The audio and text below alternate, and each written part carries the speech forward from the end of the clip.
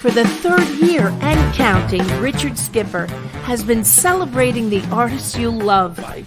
And what are some of the things that you've really run out of time? And we've got to talk about your latest. I want to go back a little bit, first of all, and celebrate a true legend. Richard Skipper is all about celebrating life, art, and his guest body of work. And did you pursue performing opportunities while you were in high school? Please join us while he showcases these diverse and talented individuals. Here's Richard Skipper.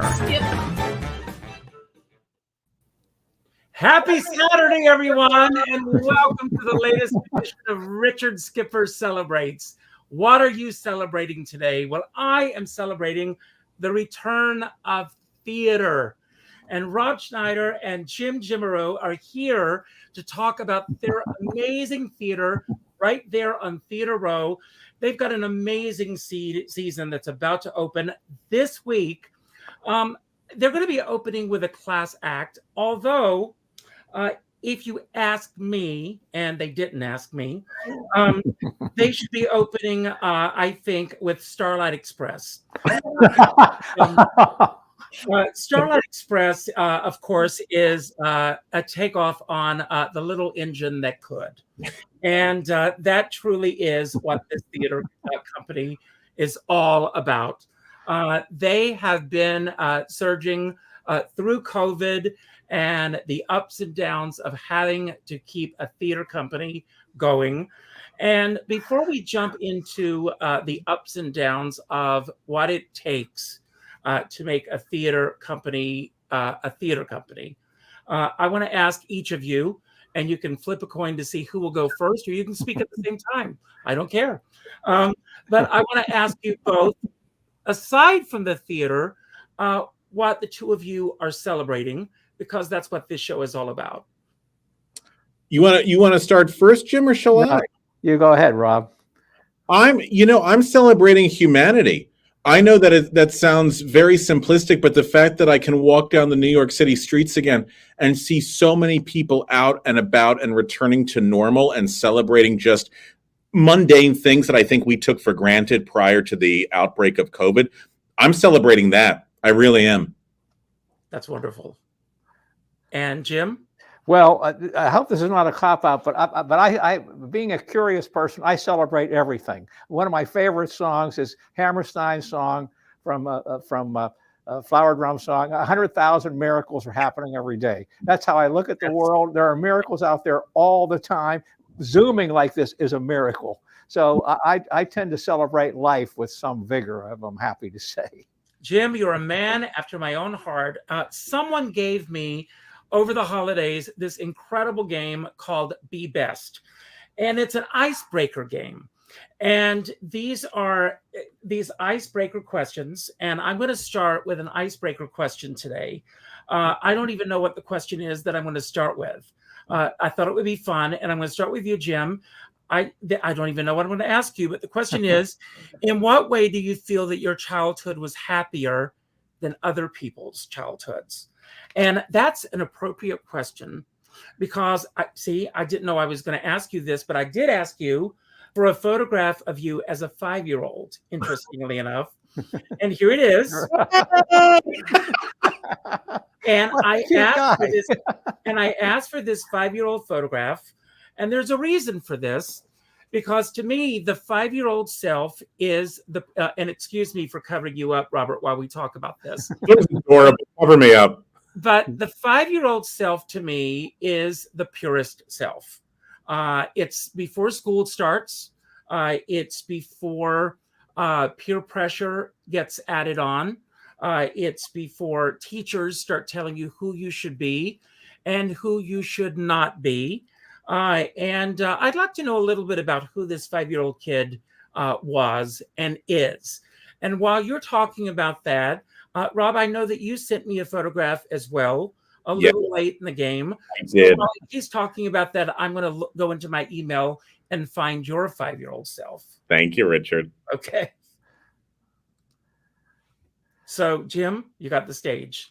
Well, I think one of the reasons I had a happy childhood is because I knew from the childhood what I wanted to do in life. I was always fascinated with communications. I was interested in anything anybody did to communicate with another person. So that included theater, it included public speaking, it included advertising, marketing, mass media, anything that had to do with one group of people or one person communicating with another. So that I was so focused in my life, so that instead of playing football, I announced the football games. And instead of going to art class, I was on the debate team. So that I was so focused on communications and media that it made me a very happy person. Well, the magic word there is focus. That's my mantra. So if this was You Bet Your Life, a duck would have come out of the ceiling right now. And I did find the photograph, so I'm going to pull this down right now. And unfortunately, because of where you're positioned, actually, Rob, I think, hold on a second. Can move if necessary. I think I can move you. See, I can moved. See, I can move you. See what I can do here? I've been doing this a while. So, I wish I could do that with actors. So, I'll show you how to do this. So I'm going to pull this photograph up. I think it's uploading. It is. And there we are. That's me. Oh, chorus line. But what I love is he's wearing a chorus line. How did my parents not know? So tell us about this photograph. Sure. I was very lucky. I was born in Brooklyn, and from the time I was 3 years old forward, there was not a weekend that went by where my parents did not take me to see a Broadway musical. So for me, musical theater has always been a huge part of my life. And to me, it's as normal as oxygen. It's as normal as breathing. So that 5-year-old probably just got that new chorus line shirt and is very ecstatic about it. So the only thing that separates that photograph from you now is the hair. Pretty much. And my hair, it's funny looking at that photograph. I was a lot older than you were. I lived in South Carolina, and we had I called her a summer neighbor because I lived on the outskirts of Myrtle Beach, South Carolina. Oh. And so we had these summer neighbors that used to come every summer. Miss Marion Cacharo, her son watches these shows, and she would always come with the latest cast recordings. And she came one time with a chorus line. And she said, "Have you heard it yet?" And of course, it had just come out. I had not heard it. So she said, "You'll come over tonight for some iced tea and Yahtzee." Really a fun time. I went over, yes. And I went over to play Yahtzee and iced tea, and she put it on. And we started listening. And of course, I was excited. And, being a protected Southern boy in South Carolina, and a lot of four-letter words and tits and ass and all of this is coming out. Words that we didn't hear in musical comedy up until that time. Mm. And she was so couldn't believe what we were hearing. It was exciting for me, but it was a change in musical theater. But you both at 5 years old knew that somehow you were going to be on the path leading to musical theater. I was reading this book today, and I was reading about certain words that we hear bandied around a lot in the theater. And these are words that sometimes have a positive meaning, and sometimes they have a negative meaning. And I thought, just for the fun of it, I wrote these words down. And I'm going to go back and forth. We could just play a little game with this. And I want you to just go with the first thing that pops into your head with these words. And again, I'll start with you, Jim. And the first word is reverence. And what that word means for you is the reverence for theater. For me, going to the theater was always like going to a temple. It's a sacred place. Take it for yourself. I'd like to define reverence by when I see a reverential moment. It fascinates me no end that I can be in an auditorium with 2,000 people, and there'll be a particularly graphic, dramatic moment, and you can hear a pin drop. It will never fascinate me. It'll never stop fascinating me. The 2,000 people in unison. are so awestruck by what is happening by live people on that stage that they can't utter a sound. So there's absolute silence in that theater. That theater can be so powerful that 2,000 people react in exactly the same way. That's a reverential moment. And Rob? I'm going to piggyback off of what Jim was saying. The idea that a group of strangers can sit down together and leave a family, to leave shared by a common experience, a common enlightenment, is so rare. And I really can't think of any other medium that does it quite as well as theater. You might have it at a movie, but in a movie, the audience is the only one sharing that communal moment, and the storytellers are not. The storytellers are done. They've already moved on. So the fact that in theater we can all share this one moment together, I don't think there's an art form that's more representative of the positivity of humanity than that. And I find that to be pretty reverential. Yeah. Can you go with a specific moment that really resonates with you, that you had such a moment in the theater?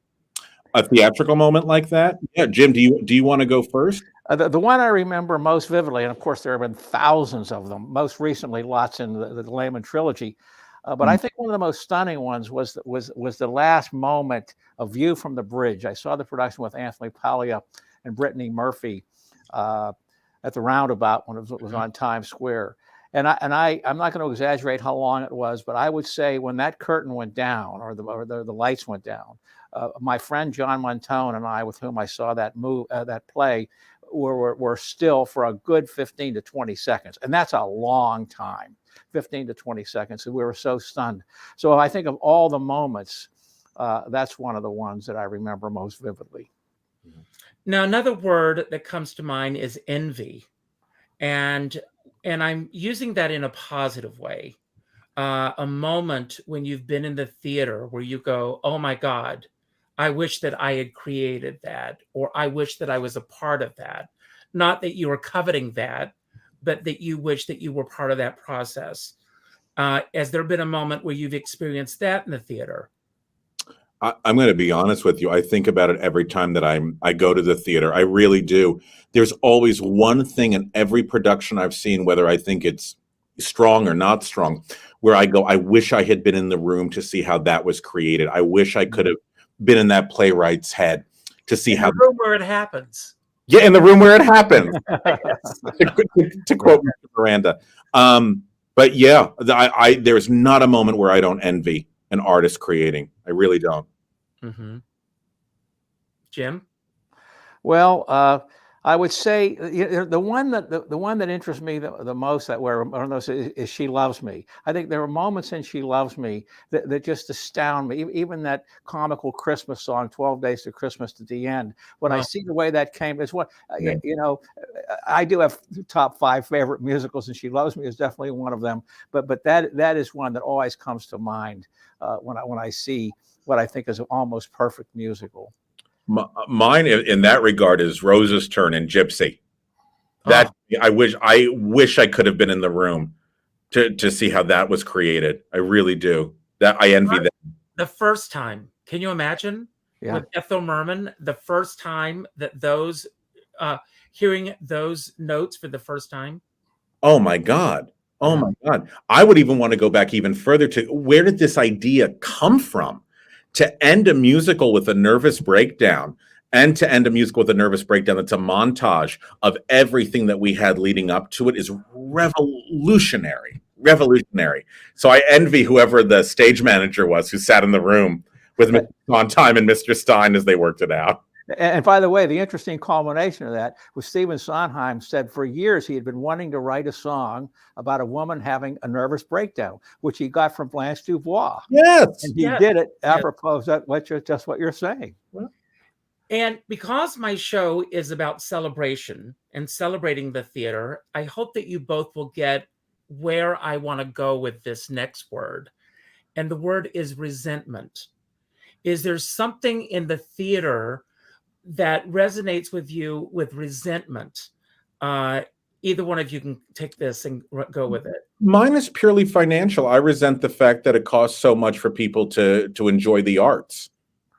And I understand why it is the way it is. I absolutely understand that because I think artists should be paid for what they create. But I do resent that. I do resent that we cut out large swaths of people who cannot afford to get in to have the experiences that the three of us have had. That's what I resent. Yeah, I don't know how to fix it, but I resent it. Absolutely. And Jim?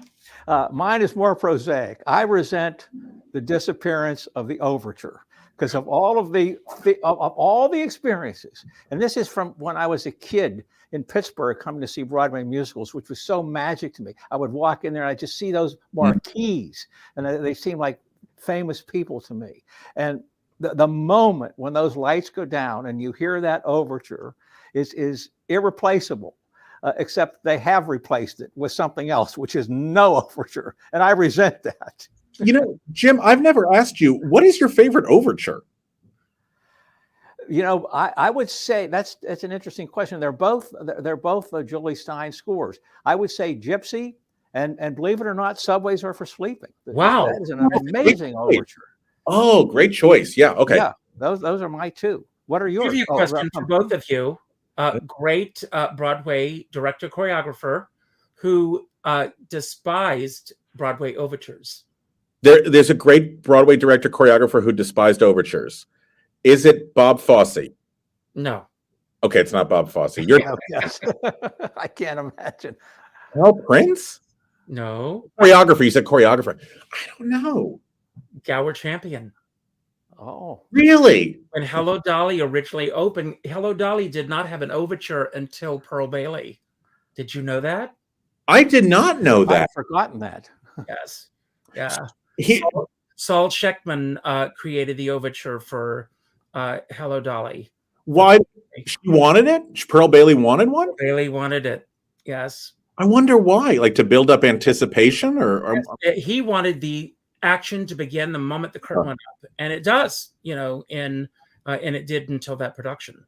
I did not know that. I had no idea. Oh, that's so cool. So interesting. See the things that you learned here at Skipper Celebrates. That's why I watch you all the time, because I always learn something new. This is great. Now, next question. Who do you greatly admire in this business?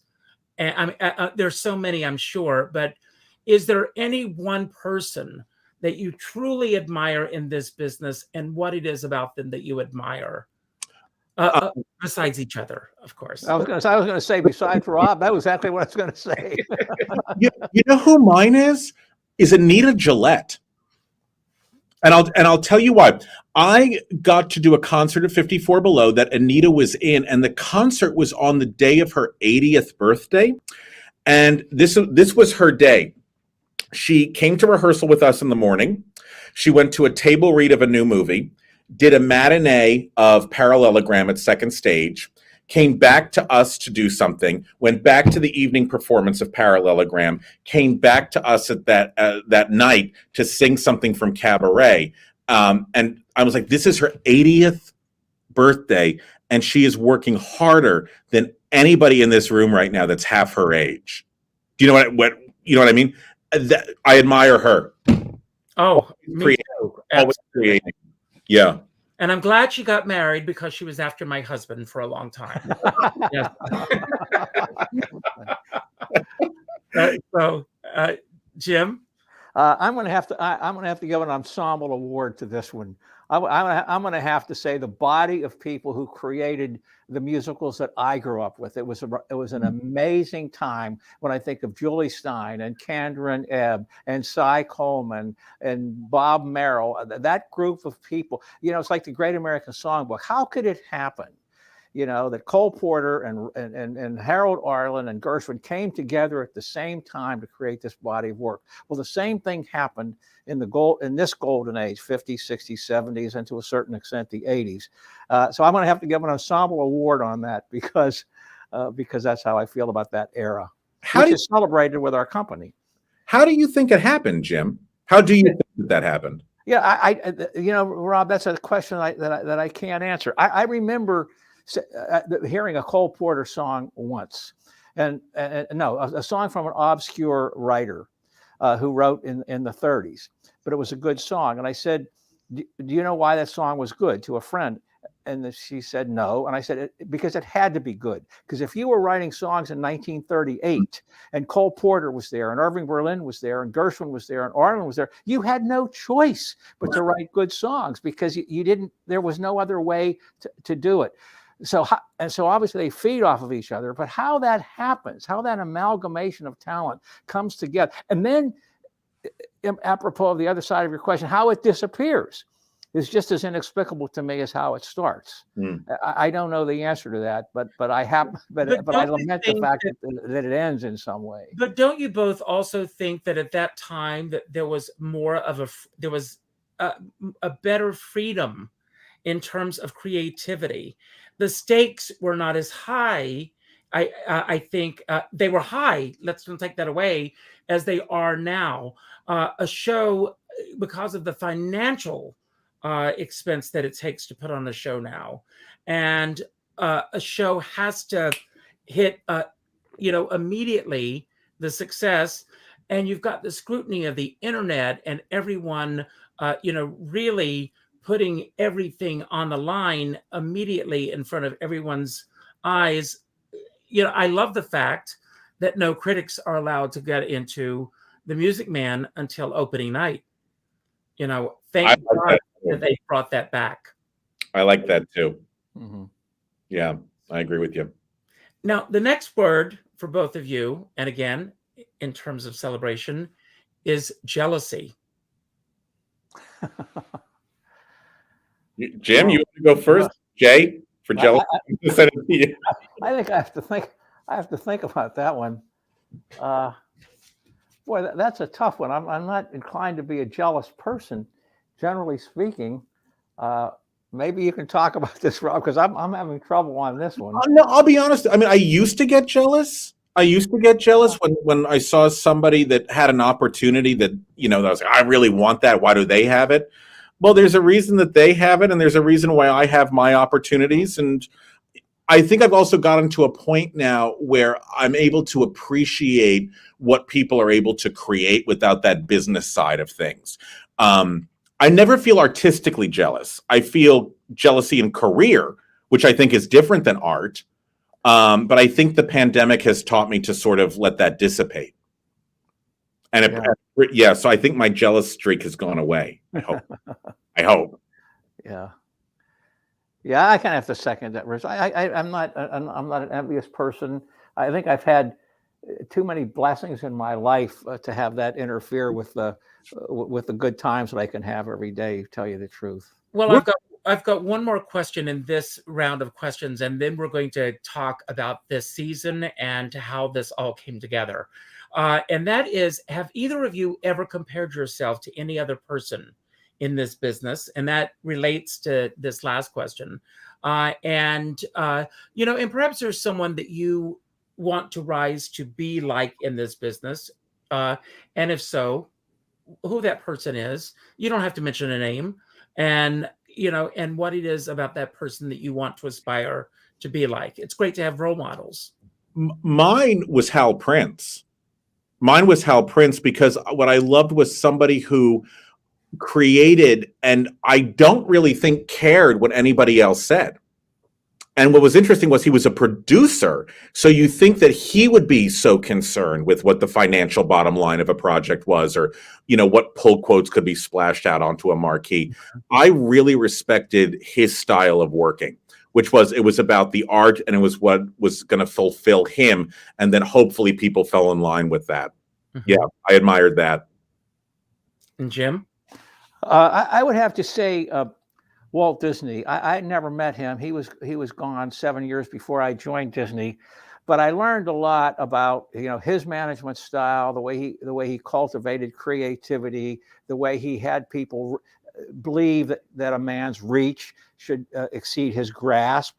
That one, which I really love. It's how you get motivated people to do better things than they think they can do. So I say that he was a great inspiration to me, even though I never met him. So let's talk about a class act, you two. So you've got. How did the two of you come together? First of all, and let's talk about the genesis of this theater company, and what your goals were. Obviously, bringing back these great American musicals that deserve to be seen and heard by today's audiences. Take it away, Jim. Yeah, I guess I take it away because I started it. I went to Studio 54, 54 below. I keep saying Studio 50. I went to Studio 54 once too, and I saw a 50th anniversary stage reading of The Happy Time. Maybe you saw it, Richard. I don't know. Mm-hmm. I had seen the original cast of that with Robert Goulet, and I loved it. And Jim Brochu was in that cast, who's a friend of mine. You both know Jim. Yes. And I said, that was really wonderful, Jim. Who did that? And he said, Rob Schneider did it. So I called Rob, and I invited him to lunch, and we went to lunch at the Applejack Diner, and we talked about musical theater for many, many, many, many, many minutes. And at the end of that lunch, we had an agreement to do this, where I would produce this, and he would be the artistic director. And it was really very simple. We don't have a formal contract in any real sense, and that's really how it started. And I must say, Rob has really done yeoman work. From that moment where there was nothing except an idea to where we are today. He's just been remarkable. Thank you, Jim. I can sing Jim praises now. Jim is probably the best producer that I've ever worked for. Because for Jim, it's about the audience's satisfaction and making sure that they leave feeling like they have seen these shows and celebrated them. And that is very rare in a producer, where the art comes before the bottom line. Wow. I honestly wish, and I say this a lot to my students, I honestly wish that everyone is blessed with a producer like Jim, because it's like finding a needle in a haystack, the rarity. Yeah. There was a time in this business. I mean, it's very interesting. Something I discovered the other night. Let's talk about Hollywood for a moment. The new Hollywood Museum just opened, and Bill Maher was talking about this the other night. I don't know if either of you watch Bill Maher, but they made a big faux pas with the opening of this museum. All of the Hollywood moguls, Louis B. Mayer, Selznick, the Warner Brothers, were all overlooked in terms of the museum opening. And someone pointed this out. These were men who loved the movies, who sometimes they went a little too far in terms of the way they ran the studios and everything. But one thing was at the core of the way they ran these, it was their love of the movies. And you look at, David Merrick, and, it was David Merrick's name above the marquee. And then, there was a time you see a Broadway show when wins best musical or best play, and there are more people in my on a Broadway stage than there are in the town that I live in now. And it's hard to figure out what a producer is, and who the money people are, and who the people are that are actively really the creative people that are involved in a production. What makes a great producer in today's world of theater? You want to take that, Jim, or? Well, I think it's somebody who has passion, and it's interesting how things all move in the same way. Because what you're saying about theater, Richard, is exactly what's going on in Hollywood. The impresarios and the auteurs are no longer exist, and there's all this committee. And most people who I know who have retired from the entertainment business, for example, as I have officially, except for what we're doing in New York, say I wouldn't want to be there today because it's bureaucratic. The numbers people are running things, the lawyers are running things more and more. And so I think that those things are moving in the same direction. But I think the people like you say, David Merrick and the Warner Brothers, who had passion for what they were doing, really make a great producer, but they're few and far between anymore. There's too much, and it relates to what you said earlier, Richard. The stakes are so high, the expenses are so high that it discourages a certain kind of freewheeling creativity. Yeah. Well, it's very obvious. I mean, both of you have a passion and a love for the theater. You have a passion and love for this genre of the theater. It's great to have this passion, but to get from point A to point B and beyond is a completely different ball of wax. How do you get from point A to point B? I'll just tell you one thing about Rob, and then you can take it, Rob. Rob has two. I'm a fan of Rob's. I admit it.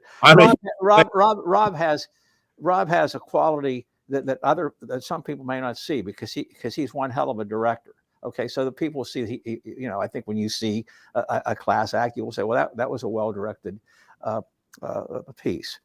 But the other thing that Rob does is he's able to attract and surround himself with remarkable people.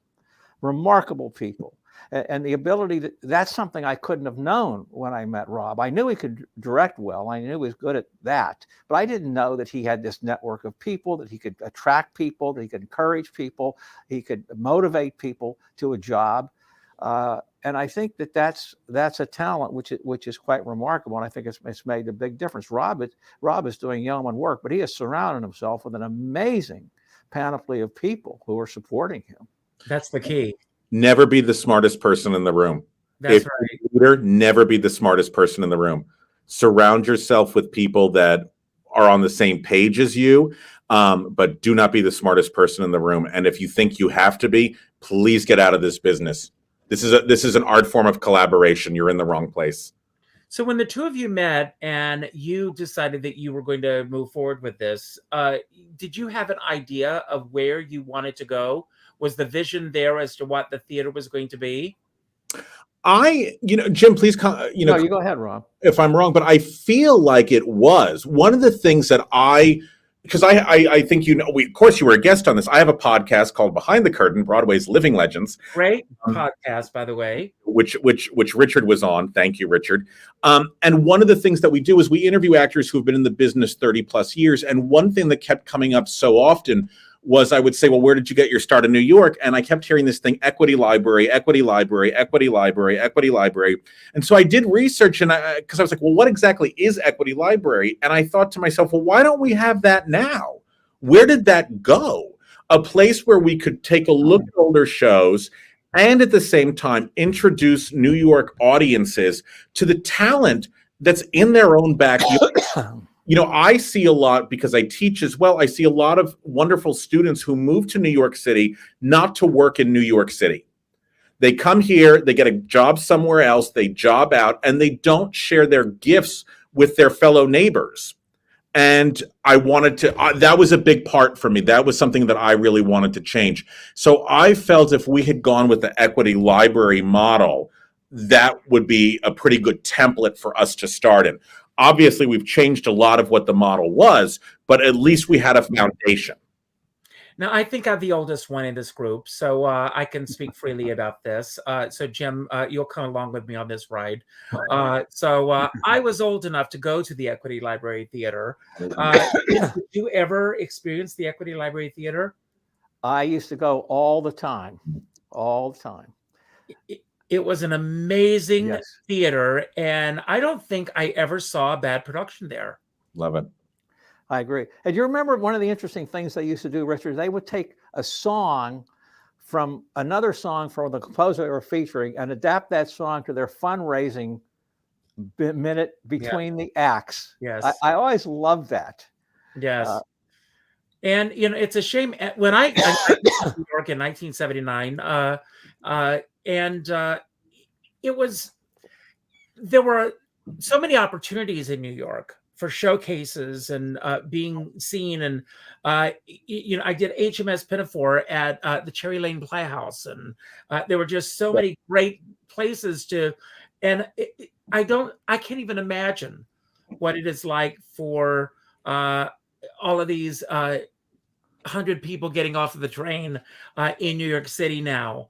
I can't imagine. So kudos to both of you. Thank you. Opening these doors for these kids. Thank you. It is difficult, unless, you can come in, you can do it. You can sing a song at 54 Below. You can sing a song at Green Room 42.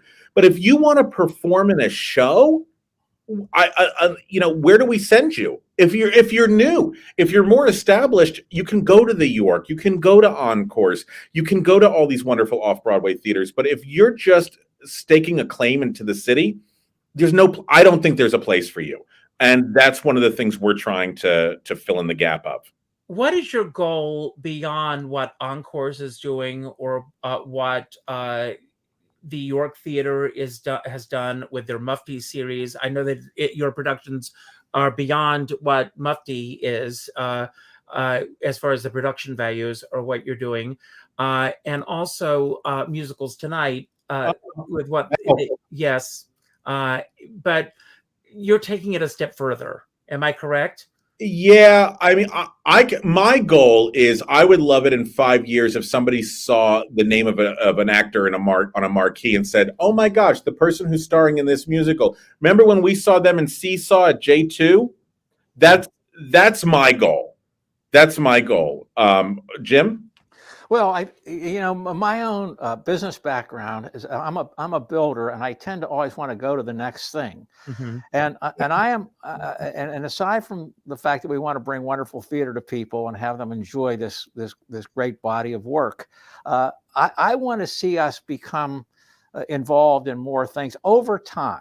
We have to walk before we can run, but I want to figure out new ways to enhance the experience of people. Maybe we'll get into educational programming of some sort. I want to get really established, and of course we've had halting here because of COVID, and we've got to get a couple of more seasons under our belt. But once we do that, I would like to look for ways to expand our reach. I'd like to see us having new competitions to develop new songwriters and new. I know there are a lot of those already, but I have certain specific ideas on how to do that in a slightly different way. It's early to do that because we've got to walk before we can run. But I am a person who wants to move to the next thing. I tend not to be satisfied with the status quo. So I think between the two of us, we'll be coming up with ideas to enhance the audience experience and the outreach of what it is that we can be doing, even beyond what might be expected. Absolutely, 110%. So where were both of you? Where was the season when COVID hit? Go ahead, Jim, and tell the story while I cry. Yeah, well, it's a familiar story. I was sitting in this very, very seat on March 12th, 2020. I had seen the dress rehearsal of a class act the night before. That was March 11th. I think Rob called me at 4:30 that afternoon and said the theater is closed. Now, at that time, we were still thinking about 2 weeks to slow the spread. So we were, okay, well, we're 2 weeks. Oh my goodness, how naive. And so we thought, well, we'll hang around New York and we'll get this thing remounted until it became obvious that this wasn't going to happen. So that's the beginning of this long hiatus for me. And but I will say it has given us time to really think about where we want to take this company, because we were able to get 2 shows up and we were able to see what the momentum was. We were able to hear what the feedback was. And that was exciting because I look at the first 2 shows that we did as sort of a workshop, as sort of a laboratory for a company. Mm-hmm. A soft launch in some ways. Mm-hmm. So now we've taken these 2 years to go, well, let's try this, let's try that. This worked, this didn't.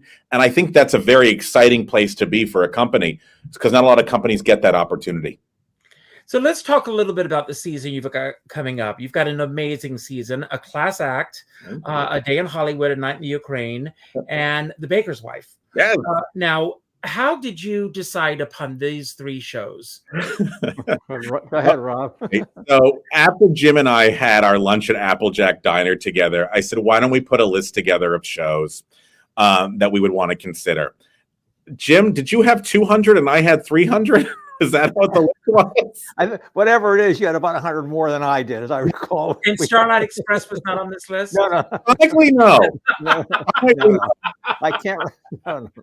I don't know how to roller skate, so that one went right off. And I roller skate. Exactly. And so we had this big list in front of us. And then I said to Jim, I said, let's come up with some rules and regulations for this. I said, if it's been done in the New York City area in the past 10 years, let's not consider it.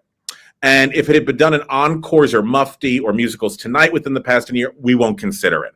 So that was able to whittle down the list a lot for us. And I think we have about 100 years worth of seasons ready to go based on. I can imagine. Yeah. I can imagine. But the way that we chose this season specifically, a class act was obvious because it was the last. It was supposed to close season 1. We're really proud of the show. It's the first New York revival of it since it was seen on Broadway in 2001, which I think is very special. And we open on February 10th. Then the day before my birthday. Hey, happy birthday! Happy birthday, Richard! Yes, thank you. We'll get you a cake and we'll give it to you. Well, I want to ask you, who did your artwork? This is just incredible. Oh, the great Robbie Rozelle. Robbie, I love Robbie. Yes. Robbie's one of my best friends, and God bless him. As soon as I said, hey, I'm thinking about doing this company, he's like, please let me do all the logos for you. Please let me do your website. Robbie is the best. He did all of these? Yeah, he did all 3 of them. Oh, my God. It is just incredible work. I agree. He's done such a beautiful job. A Day in Hollywood, Night in the Ukraine also is one of those shows. It had not been revived in New York since it was on Broadway. I could not figure out why. And we decided, also one of the things that I love about A Day in Hollywood is it starts off with need to relax, need to escape, go see Ray Ray in the palm of an ape. And I said to Jim, I said, after the past 2 years we've all had, I think we all need to relax and escape. Absolutely. Yeah, so we wanted to give that to our audience. And then Baker's Wife, I thought it was important in our season to do a show that I feel had been announced for Broadway but had not come to Broadway. And I had worked with Stephen Schwartz on Working at 54 Below. And I said, I'm just going to see if he might want to give us the rights for this. And he's been a dream and said, absolutely. And he's been helping. All the writers on these 3 shows are still with us, thank God. And they've all been very instrumental in this process with us. That is a rarity. That's very interesting. And I want to ask you, as far as these shows are concerned, because you are right in the heart of New York City, has it been an easy process as far as it is getting the rights for these shows? It is and it isn't. It isn't in the fact that if you're in New York, if you're doing a production in New York, the writers always have to sign off on it. So that you need to reach out to all of those people and get the rights. I was in a very lucky position because I knew Lonnie and Linda and Steven from my other jobs. So it was easy to make a direct ask to them. But Frank Lazarus, who did Day in Hollywood, Night in the Ukraine, he's still with us. I had no connection with him. He lives in London. We had to wait to go through him. Yeah. We cannot do a show in New York without the writers clearing it or the estate clearing it. If we were doing this in Los Angeles, it would be a much easier process. And we have to write a proposal to the author saying, what do we plan to do? Or do we want to make changes? All the authors get casting approval, which you would not have if you were in, LA or Chicago. So are the writers involved in any aspect of the production beyond?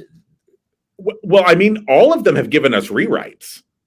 Oh, really? Yeah, all of them have said, oh, we always wanted to try this. We always wanted to try that. And what was great about all 3 of them is they all said the same thing to me, which is they said, I don't want you to treat this like a museum piece. And please know if there's something you need for your production, let us know. Like, for example, in Class Act, every character has a monologue, but one character. And I emailed Lonnie and Linda. I said, I'm just curious, how come she never got a monologue?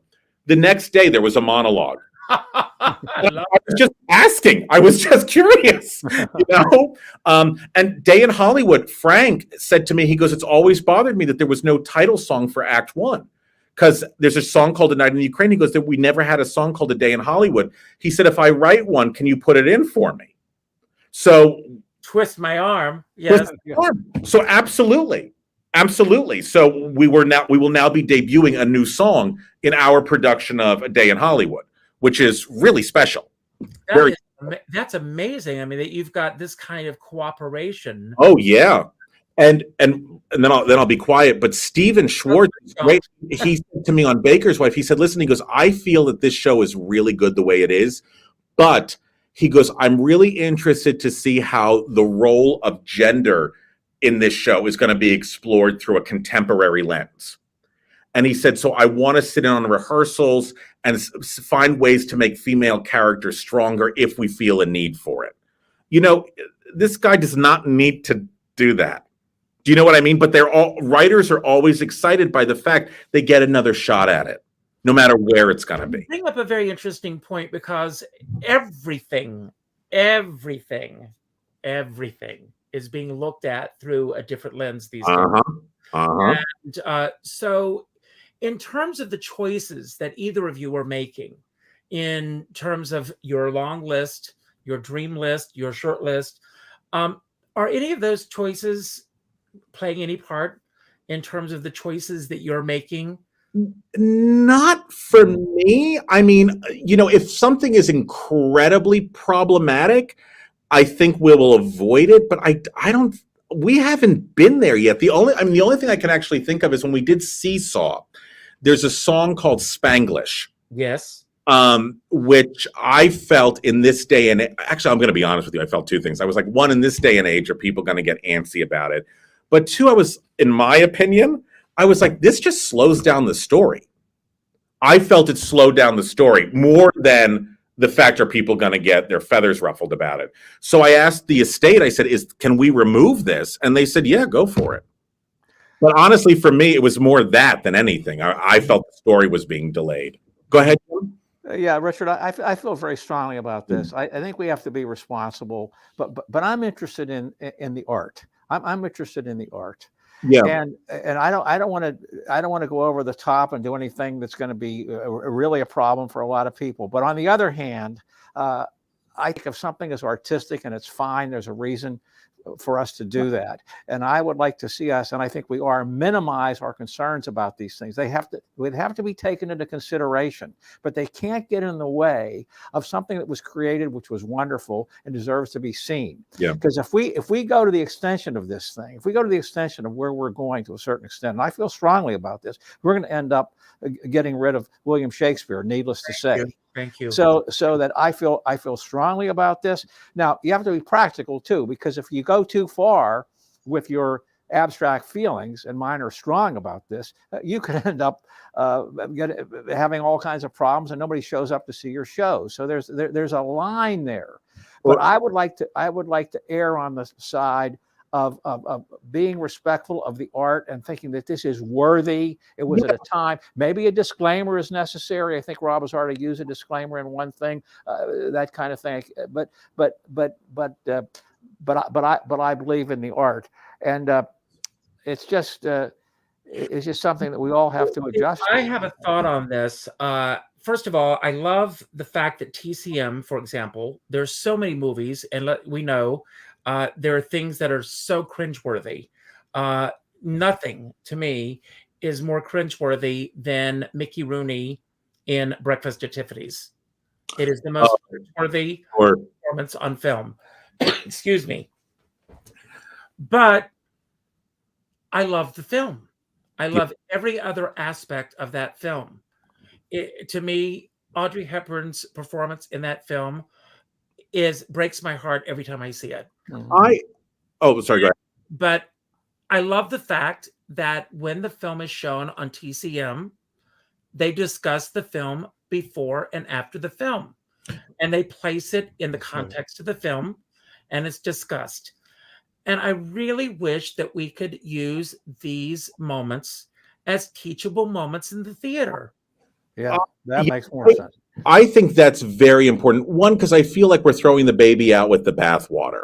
If there's a show we love and there's a verse in it that somebody might be offended by, I think we should do the show, and maybe we explore a different way of covering that moment. That's not a problem.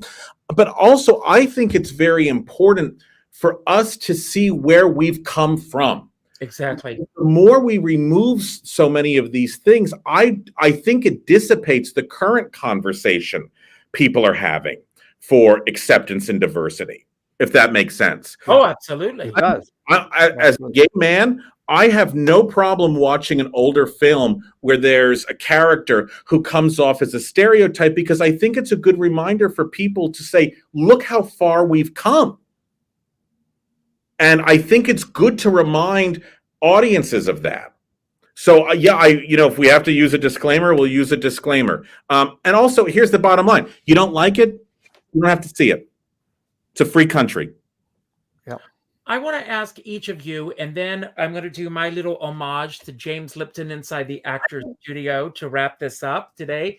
But I want to ask each of you what your aha moment has been since you've started working with each other and with this theater company. That's an easy one for me. It has absolutely been, because I've never been associated with it intimately, the level of creative people that there are in this city. When I go to the auditions, which I did early last month, I just astounded at the number of people that walk into that room and are so good at what they do. And every time Rob casts somebody in this show, or we cast somebody in this show, there are 3 or 4 other people that could have been cast just as easily. And I also want to say, because it's a strong feeling for me, Richard, which is a fairly new one for me, this has also developed in my heart a tremendous poignancy, because I know statistically that most of these wonderful people that I saw in the audition room a month ago are not going to make it, because there's just too many people and too few opportunities. So I see a certain poignancy in the fact that these people are working and they're talented and they're good and they're trying and they want and they desire so badly. And many of them will have to suffer great disappointment and end up doing something else, probably somewhere else. So all of that experience for me around this wonderful creative community in this town, which I've never experienced, has been powerful, more powerful than I can express on a personal basis. And wonderful. That's wonderful. And Rob? That one, to echo Jim's sentiments, absolutely. The number of people who just want to tell stories in New York, who aren't concerned necessarily about how much is it paying or where it's being done. People that just want to create and be together in a room, I think is lovely. But my other aha moment is our audience. The number of people who love these shows, who want to revisit these shows. When you grow up listening to so many of these albums, you think, well, I'm the only person that knows Seesaw. I'm the only person who can sing it backwards and forwards. And then you meet 30 people, you meet your neighbors, and they go, I can sing it backwards and forwards for you, and I can tell you what verse was cut in Detroit, and I can tell you da-da-da-da-da. So to know that we have such and they're sitting in the theater going, did they just cut Spanglish? Yes, exactly. Yeah, exactly. Right. Absolutely. But for me, that's my aha moment. And it's why we do this. Just going off of what Jim was saying before about, creating opportunities. One of these things we have that Jim created are called lanyards, which is that there's a bonus on every single performance that we're doing, or just about every single performance that we're doing. And to have a talk back where you're sitting around with these people. You would think after a talk back, people are ready to leave and get on the train. Not at our shows. Most of them sit around and you'll be like, does anyone want to share anything? I saw No Strings and the only other professional production. It was done at Westbury Music Fair. It started ba-ba-ba-ba. And somebody else goes, oh my God, I was there too. And to have that community of fellow musical theater geeks, it's a lovely aha moment every time. I know it. Well, we're going to give away 2 tickets. There are, like I said, a class act, A Day in Hollywood, A Night in the Ukraine. That's one show for those of you who may not know. But it's 2 different shows in one. Yes, and The Baker's Wife. And of course, these are all being seen through new eyes. So that's exciting. And you get to pick, the winner gets to pick the show that you want to. I'm going to bring this on camera and we're going to show you how this is. If you put in hashtag RSC Class Act, as it's written here, we're going to do a little drawing at the end of these questions. So all you need to do is just put that in and you've got a chance to win.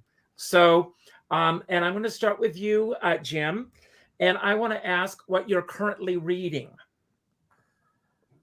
I'm reading. I just finished reading Putting It Together. Oh, wow! Which I loved. Yes, of course. And Rob, what is on the top of your to read list? On the top of my to read list.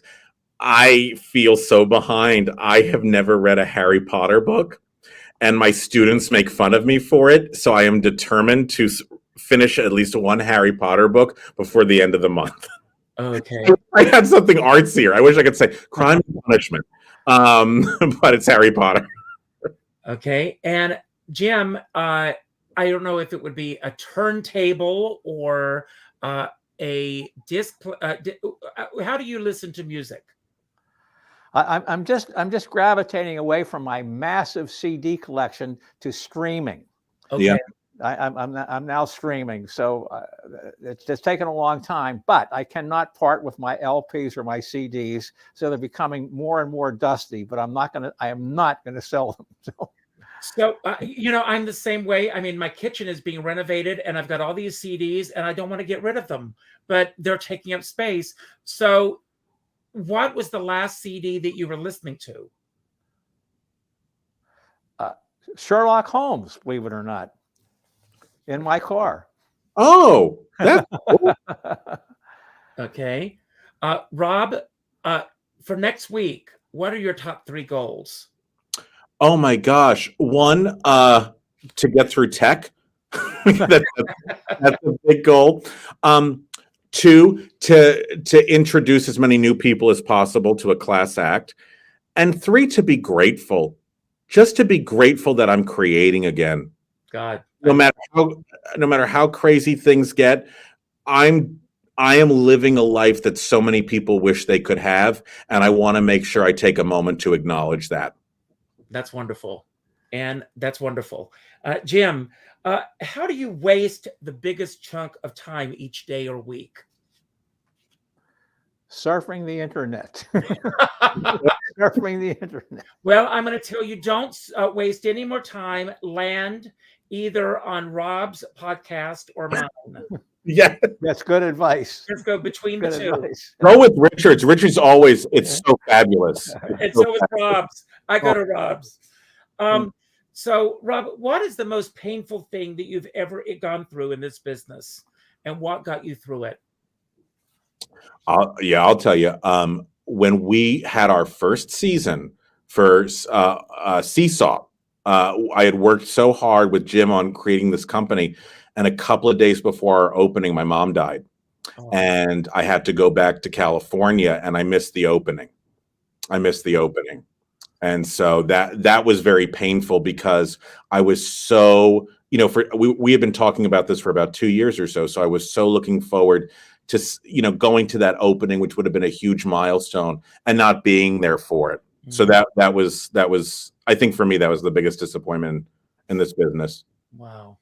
I'm sorry about that. Jim, what was your most Freudian moment in your career? Freudian? Yes. If it involves a mouse, Jim, and Disney. See, that's a tough one. That's a good question. Yeah, that's a very good question. I got to come up with a good answer. My most Freudian moment. Maybe it had to do with Snow White and the 7 Dwarfs. Is this something that we should talk about after the podcast? Yes. After dark one. Yes. That's funny. Do I have a question too? Oh, okay. You have an answer for it, Jim? Was that Snow White and the 7 Dwarfs? Say it again. Snow White and the 7 Dwarfs. That was Snow White and the 7 Dwarfs. Yeah, I mean that would. Okay. Your mind have to work in strange ways, right? Yes. Rob, what one word best describes the day that you've had before today's show? Fulfilling. Good. We did our final our final run through in the studio of a class act, and it was really fulfilling. Okay. Jim, present company excluded. Who most deserves your love? My lovely wife, Achara. Yes. And where is she right now? She's there now? She's sitting right here. Oh, good. I want her to wave. Yeah. You want to wave, honey? Come on. No. she's indisposed, but she's laughing and smiling and emanating love. I will say very quickly, if you're looking for someone to manage your finances, please ask AJ to do it.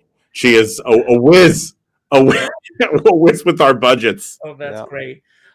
Rob, do you do things now or later? Me? Yes. Well, later. I am such a procrastinator. I'm such a procrastinator. Later. Oh, okay. Yeah. What, Jim? This is a good question. What in the world would you most like to see protected? I would have to say, from a practical point of view and a real point of view, the rainforest, because I know I've read a lot about this. I'm familiar with this. I'm interested in this, and I know the overriding importance of the rainforest for this entire planet. It's getting dissipated day by day, and that's what I'd like to see protected. Okay, I've got one last question that I'm going to ask both of you, and unless anyone else weighs in.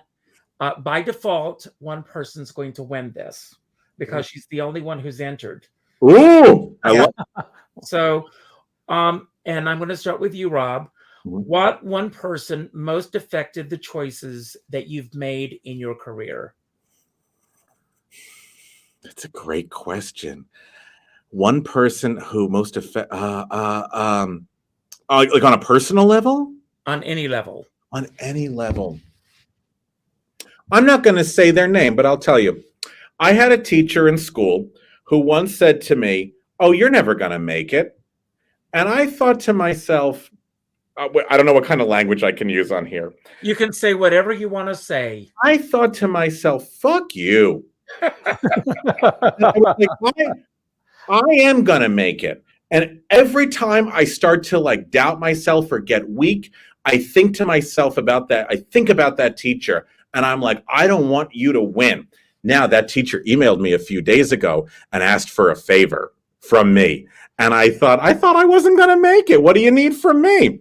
So, yeah, that's my answer. It's. I wish I could give you a really positive one. That's a Freudian moment. Yeah. It's very neurotic. It's very neurotic and filled with angst. And Jim, I'm going to ask you the same question. A guy named Rich Irvine, who kept offering me jobs at Disney, and I kept turning them down. And a normal person would have withdrawn earlier, but Rich kept at it. He kept at it, and he finally induced me to leave CBS in New York and go to California to work for Disney, which turned out to be the best career move I think I could have ever made. Wow. Now I'm going to show you, no hands, but I'm going to show you how this works. And like I said, we only had one person. We love it.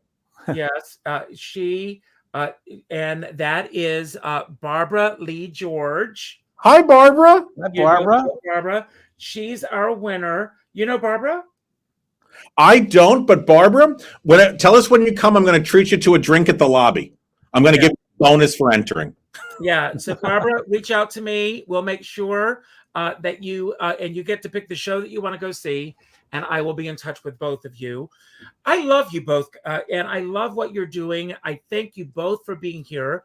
I hope you had a great time. Yeah. Let me give you full screen here again. Hello. I want to thank everybody who showed up today. I know that I can speak for both Jim and Rob when I say this. When you show up for any of us in this business, we don't take it lightly. So thank you for showing up, all of you who did today. And I want you all to look at the bottom of your screens right now. I've discovered this great new site called whatyoumeantome.com. And I want to talk about that in a moment, but we'll get to that in a second. All of you who showed up today, thank you. I hope if it's your first time here, that it will not be your last time. Please subscribe to the channel. Tell your friends about this. Leave a comment on the channel. Share this with your friends. Let me know what you think about the show. And also, go to this site, whatyoumeantome.com. Then I want you to go to your Facebook friends list. And I want you to go to the fifth name that pops up. And I want you to reach out to the fifth friend. And then I want you to go back to this site, whatyoumeantome.com, and fill out that form. Let that friend know what they mean to you. Because none of us are promised tomorrow. And it's important. A couple of days ago, two friends of mine were both buried on the same day. And I don't want to get morbid or sad about this, but after they passed away, their Facebook pages were flooded with people telling them after they were gone how much they meant to them. And I thought, wouldn't this have been nice if they could have seen this 2 weeks ago? And I think this is what we need to do with each other. We need to tell our friends what they mean to us. I'm going to tell everybody who's watching this right now the secret to social media. Comment, like, and share. And if it's negative, delete it. Don't even respond to it, because we can make a change in social media if we want to. And support live theater, support this theater company, go out and see these shows, support Jim, support Rob. And we have a dear friend, I'm sure you both know him, David Friedman. And David Friedman says, we're all in this together, but we're not in the same boat. And I always say, if you're going to go out in a boat, make sure you bring a skipper along. Now, I'm going to leave the screen, and I'm going to give you both the final word. And don't worry about how to end the show. As soon as you both say goodbye, I will start the closing credits. Thank you for being here. Everybody, go out and celebrate. Celebrate each other, celebrate life, celebrate art, celebrate the theater, but do it safely. Good night. You've got the final word. Well, Richard, my final word is going to be about you, if you don't mind, because I've been interviewed a lot of times over a lot of years, and I want to compliment you on the innovative and creative and unique way you conducted this interview. It not only shed different kinds of light on us and what we're trying to do, but I think it was also a lot of fun. And then I also want to thank you for your last inspirational message, which was an addendum, a lagniappe, if you will, because it's a good message. So I want to thank you, Richard. This has been just one boatload of fun. And then I will just add on to that. We are so lucky to be to live in a time, honestly, where Richard Skipper is collecting so many great stories with so many wonderful people. Richard is creating an archive that future generations are going to be consistently looking at as reference, but most importantly as inspiration. So while I am so grateful to spend this time with Jim and so grateful we're talking about the theater company, I'm especially grateful, Richard, that you've given us a platform to do so, and that you have given tons of other artists, and I know you will continue to give artists a platform to share their gifts. Whenever I'm having a bad day, nothing makes me happier than turning on your show and watching. So thank you for that.